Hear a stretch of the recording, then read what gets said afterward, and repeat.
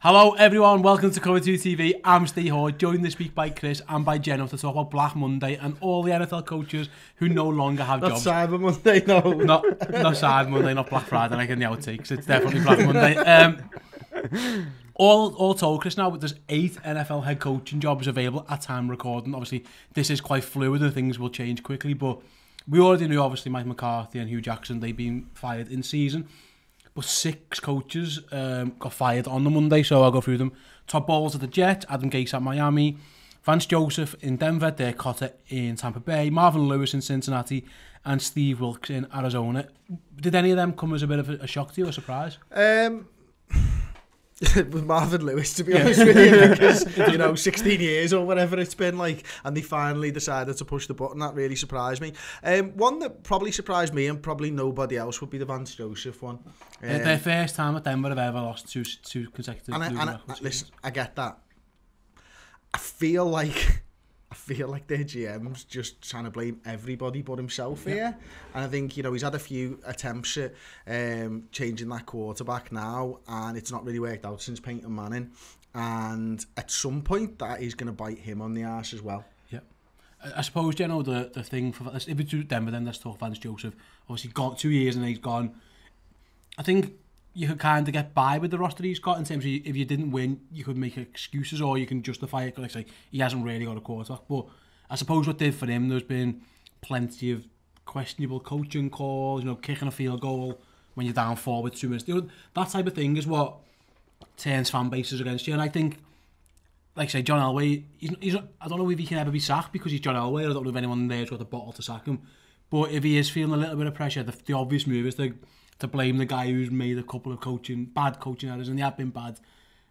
Having said that, it isn't the best roster. It's an aging roster, and like they had a good draft just gone, which probably might have saved Elway, but it looks a bit of a mess in Denver. Yeah, the issue is no one can sack John Elway because they've got to own a dispute issue. The kids are fighting over who takes over the team.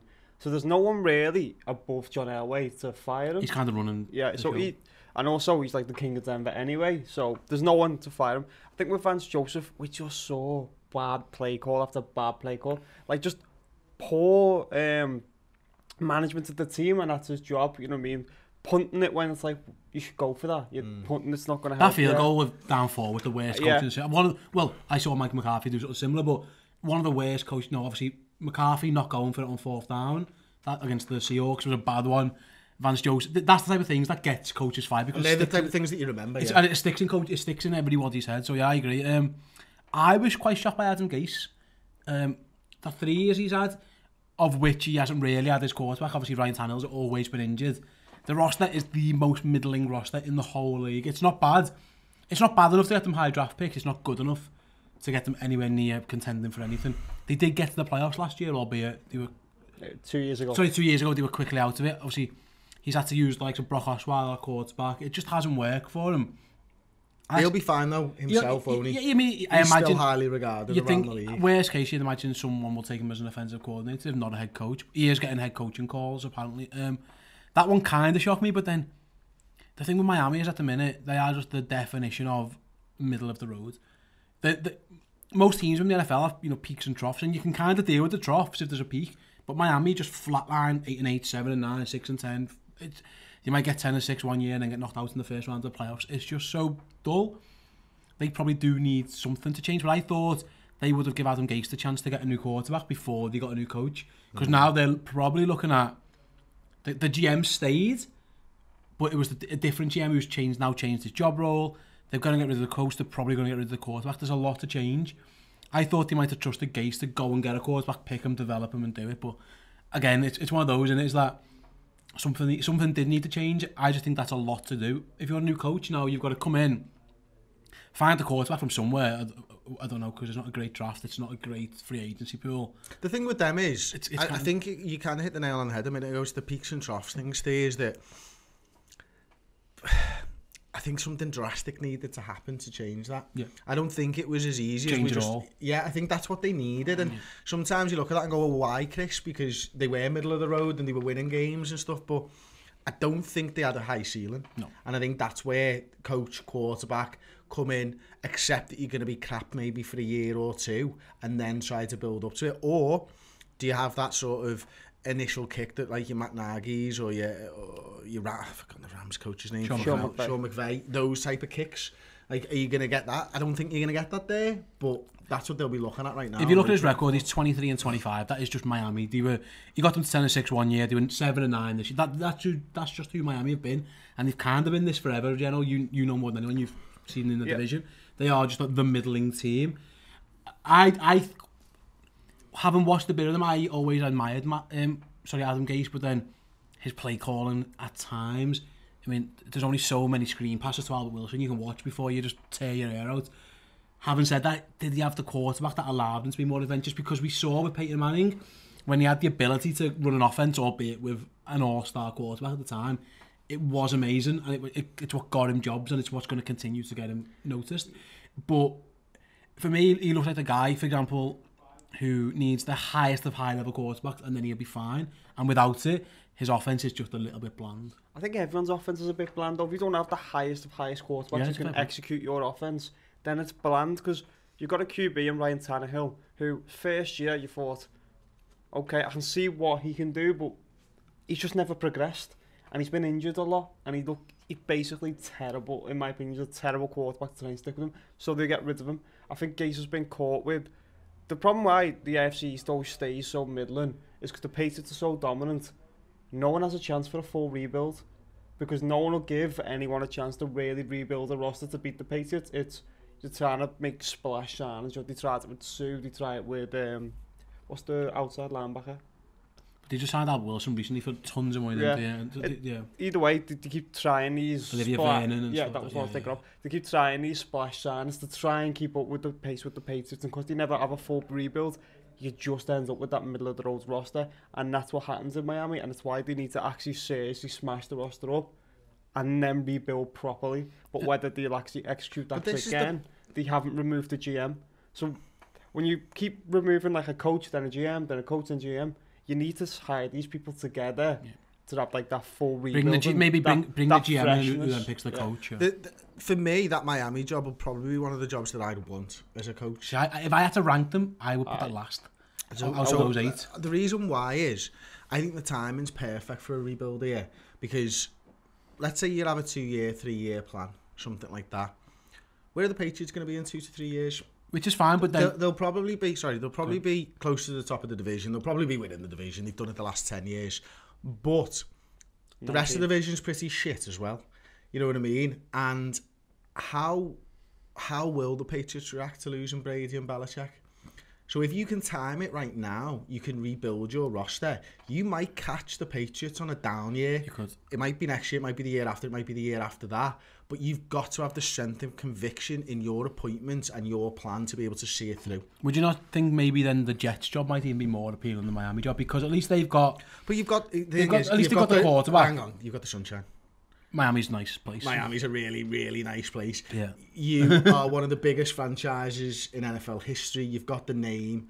If you can rebuild it, you are like a god for being able to do that. So for me, the risk reward's probably a little bit better with the New York Jets, but it's the fucking Miami Dolphins, man. Yeah, I can see. You know what I mean? If I was ranking, the NFL's better for a good Miami Dolphins. If I had to rank them, they would be the one I would at least want. I wouldn't want to go there, and I wouldn't want to go to Denver at the minute, and definitely wouldn't want or Cincinnati. They're the 3 that I would be against. Argument for Cincinnati, if they want to stick with a coach for 16 years who's below average coach, go and get that. Go and job. Make your money. At least you'll make some money. You know, you're not gonna don't have to worry about where your kids are going to school after you've been fired after a year. You are sound. Yeah, that's the one good thing. I'm quite intrigued. Then we'll move on to a couple of them, but let's talk New York then, Chris. 4-12, Todd Bowles. The first year of Sam Darnold, in which he was injured. Similar to Baker Mayfield already, but he's got his first season in the league, and he's already getting a new coach. It's not ideal. But I suppose the thinking would be, rather than stick with this fella for 3 years, let's get someone in new now who can then work with Darnold as he progresses, rather than, if we don't believe in Todd Bowles, there's no point keeping him just for stability's sake. He hasn't really done anything.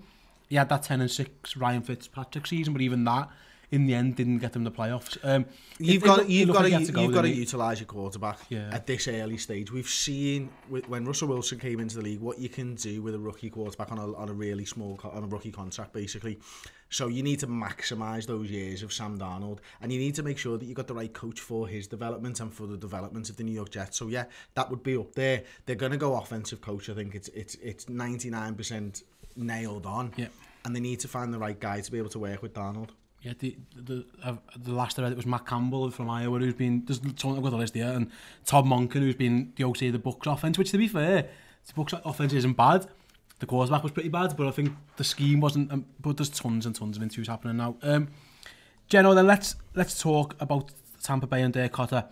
They kept him because they couldn't get John Gruden, and who knows if that's a positive or negative. We'll find out down the line. He was a dead man walking from the start. He couldn't quite figure out the quarterback situation. He had Jameis suspended. Fitzpatrick plays well. Benches in, brings Jameis back, brings Fitzpatrick. It's been an absolute mess. And ultimately, if you're the offensive coach and you can't get that sorted, you're kind of dead, aren't you? You've got to do something there. But when you're the man you've come in, you're meant to be this play caller. You're meant to be the guy who's meant to develop Jameis Winston. If Jameis Winston doesn't develop, you're always going to be the guy who's kicked to the curb. Yeah, I think Jameis was the best QB in that draft. That was why he was the first pick, and he just hasn't worked out. There was off the field issues which everyone thought, well, you're mature, you'll get to the next level. They've kept happening anyway. He hasn't progressed at all. All his numbers look good because it's just based on attempts, so he gets a lot of yards, but he's just a walking turnover, makes stupid decisions, and then doesn't lead teams well. And I think that's shown by Cutter doesn't lead well. I mean, he's like, I'll call the plays, then you call the plays, then no one knows what's going on. Lots of flip-flopping. There's no real faith in anything Cutter done. It was just a lost season if you're the Bucs. And another one. They've had 11 without the playoffs now. Yeah, it's another lost season. I think they've just got to start again. And I'd get rid of Jameis. I know they talk about keeping him on a 1-year contract, but I don't see the point. Yeah, the general manager, he's going to be around whether he's the quarterback. They don't know, but he's going to be there in the competition. Chris, do you feel sorry for Steve Wilkes? 1 year in Arizona with let's be honest, a horrendous offensive roster. Obviously, I say that knowing quite well that David Johnson wasn't fully fit. The offensive line was a mess. Larry Fitzgerald was still there. Josh Rosen was in, but he obviously very much is a rookie, and they had to mess around at that position. It was just, for the guy to come in and get 1 year as a stopgap and now he's gone, do you feel at all sorry for him, or do you think it was justified? Not really. I mean, listen, he will, and that's fair enough, but did he won 3 games? He did only win 3 games. So two of them were against San Francisco, wasn't it? The problem I have with analysing the Cardinals is that you just don't see them very often, and out of sight, out of mind. Yeah, but they're never in the public eye, them. Even when they were brilliant, they only started to get noticed when they were in the playoffs. Yeah. You know, one of those 3 wins, by the way. It's just one of those areas where no one really gives a shit. You need to make a splash there, and it's very, very difficult to make a splash. Not only that, I think 3 times they conceded 40-odd points. Yeah. I mean, they had the worst. He was an offensive coach, I believe, and he had the worst offense. I think it was Pro Football Outsiders who rank it said that's the worst offense they've ever seen, or it's close to. It was an absolutely abysmal team, this Cardinals team, and they had not. As a coach, you've come in and they've just got worse, and there's not like one area where you can go, but this is improved, or I've got him and we can build around him. So I get it, they're just taking on Mulligan and getting rid of him. But I believe that they should have got rid of Steve Keim. I think Steve Keim's so lucky to still be in that job with his off-the-field issues. And now this is his 3rd head coach. I don't know what he's got on the Cardinals owners, but I'm not sure how he managed to. Yeah, it's been a mess there. I agree, mate. And then obviously, we spoke briefly there about Marvin Lewis and the Bengals, though, Chris. But in fairness, it did shock me a little bit. He said, he's basically been fired after the 3rd successive season without getting to the postseason. Obviously, he's the best coach they've ever had in terms of records. He leaves 131, 122, and 3 ties. That's peak Marvin Lewis Bengals. That is, isn't it? Obviously, they've been to the postseason 7 times and never won. That's the one it's going to kick him. We're old enough, I don't know if Geno is, to remember that the Bengals being the laughing stock of the NFL. They were a joke. And to be fair to him, he did turn them round. But he turned them round 10 years ago. Yeah, that's what I'm saying. I'm with you. It's just comfortable with that. Yeah, that's really? But that's what I'm going to say is that this has been 3 years in the making. He turned them round, he got them to where they needed to be, and then he ultimately failed. It just seems to me like they've skirted by hoping and praying that maybe something will come off, and it never has. That job to me is one where I'm looking at that roster thinking, yikes. That is a roster where it's a bit Miami-ish. There's probably his record says as much, doesn't it? There's one, AJ Green's a star. Tyler Eifert, when he's fit, can be. I suppose Joe Mixon can be. There's bits and bobs, but there's not... Boyd on the wide receiver as well. It's pairing with a fit AJ Green. That's not a bad offense. There's players there. It's the Andy Dalton factor, isn't it? And the quarterback factor. And the fact that Jeff Driscoll has come in and not looked that much different than Andy Dalton. I massively disagree. He runs around a lot. I heard you say that in the show when I wasn't here. You didn't like me. I was basically screaming at the telly going, that's absolutely I don't think there's that much difference. Other than he runs better. Massive difference. But Dalton's fine. He's another Tannehill. He's another one of those good enough to get you beat kind of players.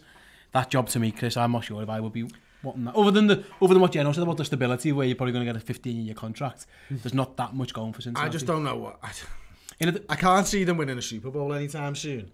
And their division looks tough and tougher. It's more likely that they're just going to fade away again, to be honest with you.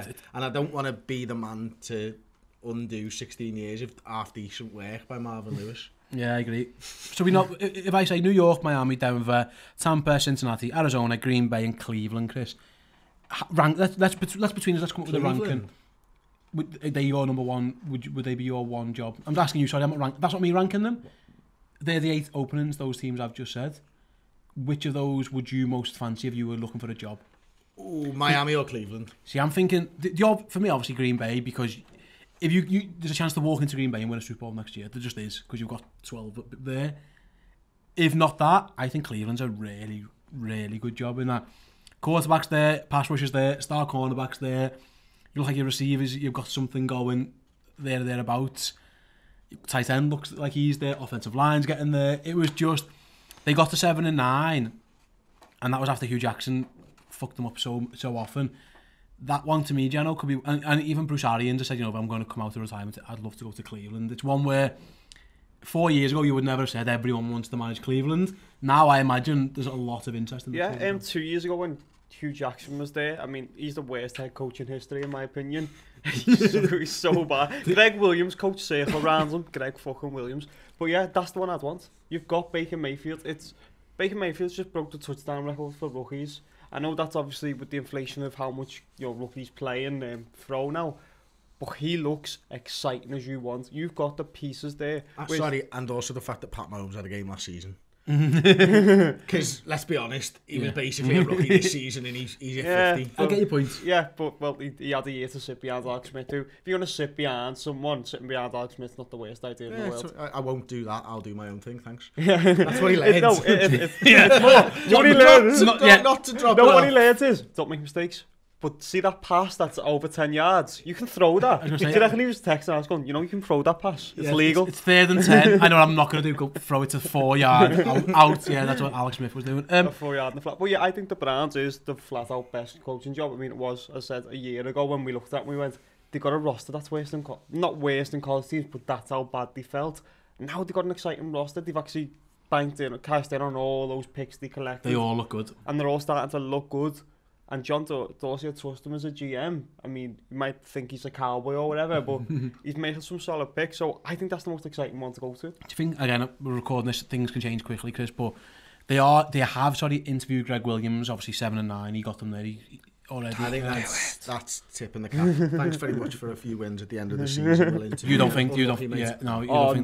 If they hire Greg Williams, congratulations, you are going back to being 40. Yeah, they've made so many good decisions over the last sort of 12 months. What do you think about Freddie Kitchens, then offensive coordinator? Has done well. Baker Mayfield clearly gets on with him. He's getting interviewed for the head coaching job. Could you see that one? Again, it makes sense if you think there's something good going on between him and Baker.